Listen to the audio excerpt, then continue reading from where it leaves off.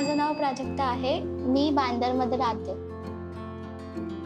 Cafe अर्पणमध्ये मी beverage maker आणि chef आहे आणि कॅफे अर्पणमध्ये 1 वर्ष मला कंप्लीट झालं आहे. मी लिंबू पाणी खूप चांगलं बनवते.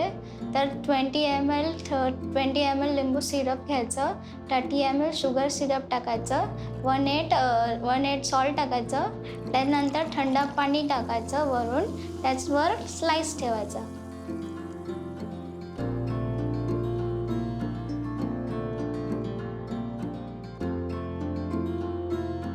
प्राजक्ता म्हणजे आमची सर्वात छोटी मुलगी आहे आणि घरात सगळ्यांची आवडती मुलगी आहे.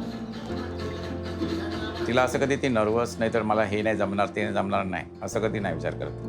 ती असंच करायची की हां हे मी करणार असं. स्वतः जेव्हा ट्रॅव्हल करायचं आहे तेव्हा पहिलं ती घाबरत होती थोडं, पण आम्ही म्हटलं काय नाही मी तुला सर्व दाखवून ठेवतो. आम्ही दुसऱ्या डब्यामध्ये थांबवून तिला थोडं फॉलोअप केलं थोडे दिवस, हे बरोबर उतरते काय बरोबर जाते काय.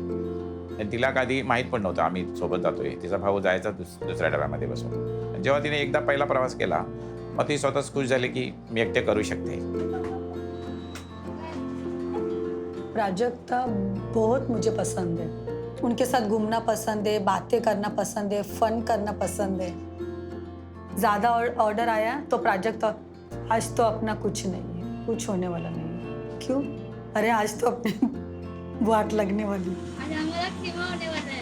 क्यों खीमा आएगा? क्योंकि हम बहुत काम किया। तो हम लोग ऐसे फन करके हंसते हैं छोटी छोटी चीज़ के ऊपर। बेवरेज भी वो बहुत मस्त करती है और कुकिंग भी। कुकिंग का भी उसको मैं सिखा रही हूँ ना, वैसे ही वो सीख रही है और लिख रही है। तो मुझे इतना अच्छा लगा ना कि उसको इतना सीखने का शौक है। तर मला कॅफे अर्पण खूप आवडतं. त्यानंतर टीम मेंबर्स, टीचर्स ते मला खूप चांगलं समजवतात, मदत करतात आणि मला खूप समजून घेतात.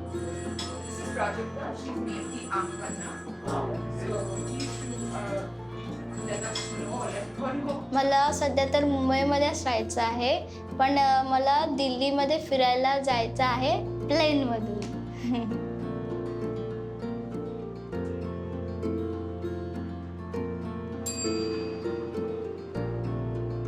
मला फ्युचरमध्ये माझं स्वतःचं दुकान बेवरेजचं उघडायचं आहे आणि माझ्या दुकानाचं नाव अन्नपूर्णा ठेवायचं आहे.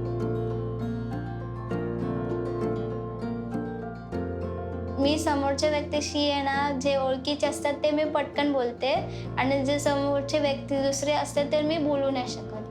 ॲडजस्ट व्हायला खूप टाईम लागतो. त्याला ते कसे आहेत, कसे बोलतात, मी ऑब्झर्व करते आणि मग त्यांच्यासोबत बोलते.